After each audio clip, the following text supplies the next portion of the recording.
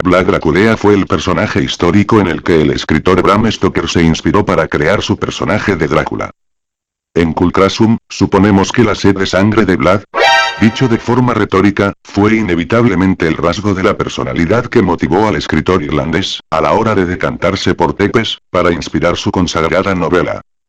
En este vídeo daremos un enfoque estrictamente histórico al personaje, siendo imposible no resaltar el turbulento contexto en el que le tocó vivir. Geográficamente situado como estado tapón entre la Hungría cristiana de Matías Corvino, y la Constantinopla turca del sultán Mehmed II. Vlad III nació en la ciudad de Sigisoara, Transilvania, en 1431, aunque se desconoce la fecha exacta. Fue uno de los 3 hijos legítimos de Vlad II Dracul, quien por sus heroicas hazañas contra los turcos otomanos había recibido del rey de Hungría, junto a otros nobles valacos, tierras en la región de Transilvania, entonces parte del reino de Hungría. Vlad era príncipe de Valaquia, antiguo principado danubiano, que formó con Moldavia el reino de Rumanía en 1881. Hoy en día, constituye 2 regiones geográficas bien definidas: la Muntenia y la Oltenia. Su traumática infancia fue muy determinante a la hora de formar su futuro como príncipe. A los 13 años, en 1444, fue entregado por su padre a los turcos como rehén junto con su hermano Radu, como muestra de sumisión al sultán y como garantía. Fue criado por el mismísimo Murad II, padre de Mehmed II, el cual lo tuvo como a un hermano, con el propósito de evitar una nueva traición por parte del padre de Vlad. Cuando volvió del exilio supo que en 1447 su padre, Vlad Dracul, había muerto apaleado, y a su hermano Mircea, le habían quemado los ojos con un hierro candente antes de ser enterrado vivo. Ambos hechos, fueron ordenados por el conde Juanun Yadi, antiguo aliado del padre de Vlad, y apoyados por la aristocracia local, a los cuales Vlad tuvo desde entonces odio eterno.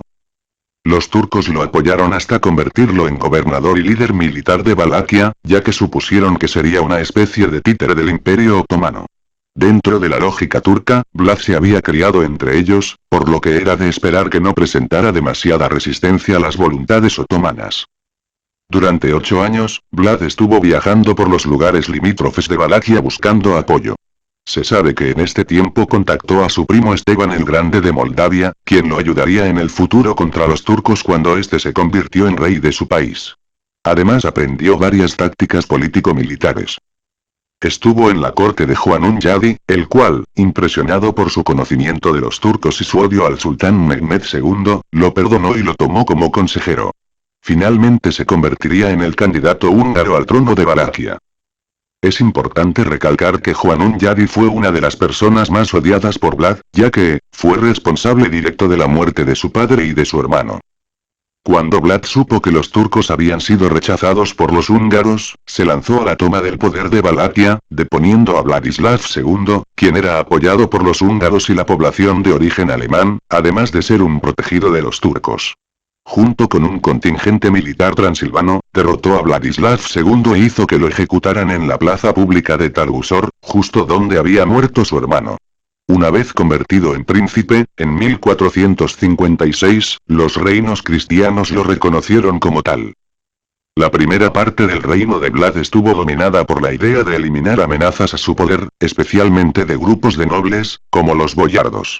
Esto se consiguió por eliminación física, pero también reduciendo el rol económico de la nobleza. Las posiciones más importantes en el concilio de príncipes, que iban normalmente a los más poderosos boyardos, fueron dadas a individuos desconocidos, algunos de origen extranjero, pero leales a Vlad.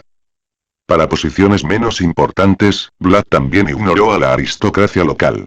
Una de las bases del poder de la nobleza de Valaquia, eran sus conexiones con las ciudades autónomas de Transilvania pobladas por gente de origen sajón. Vlad actuó contra ellas eliminando sus privilegios en relación con Valaquia y organizando ataques contra ellos.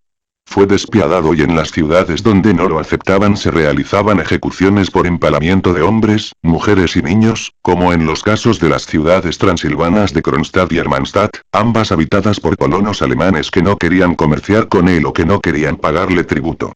En 1459 hizo que 30.000 colonos alemanes y oficiales fueran empalados. Con ello iniciaría su carrera de brutales masacres, entre las que se le atribuyen el exterminio de entre 40.000 y 100.000 personas entre 1456 y 1462, hechos detallados en documentos y grabados de la época, que pusieron de manifiesto su gusto por la sangre y el empalamiento, por lo que se le comenzó a llamar Tepes, que en rumano significa empalador.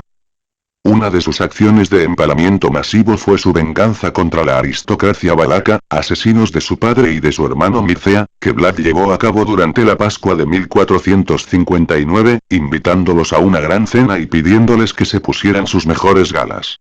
Cuando terminaron de cenar, Vlad mandó empalar a los más viejos, mientras que a los jóvenes los obligó a ir desde Targoviste hasta un castillo en ruinas que había sobre un monte cercano al río Arges. Los boyardos fueron a pie y muchos perecieron en el camino, pero los que llegaron aún con vida fueron obligados a reconstruir el castillo de Drácula, y así, sus preciosas ropas de gala quedaron convertidas en harapos, mientras iban muriendo de agotamiento a lo largo de los meses. A Vlad le gustaba organizar empalamientos multitudinarios con formas geométricas, al parecer en esto era bastante creativo. La más común era una serie de anillos concéntricos de empalados alrededor de las ciudades a las que iban a atacar. La altitud de la estaca indicaba el rango que la víctima había tenido en vida. Con frecuencia, Vlad los dejaba pudriéndose durante meses. Un ejército turco que pretendía invadir Valaquia se volvió atrás, aterrado, cuando encontró a varios miles de empalados descomponiéndose en lo alto de sus estacas, a ambas orillas del Danubio. Luchó y descargó toda su brutalidad tanto contra cristianos como contra musulmanes. Defendiendo lo que le convenía en cada momento, luchaba contra aquel que le hiciera pagar tributos. Tanto musulmanes como cristianos lo tenían por maldito, quedándose él en una posición media, obligando a musulmanes de su país a luchar contra los musulmanes turcos y a los católicos a matar ortodoxos.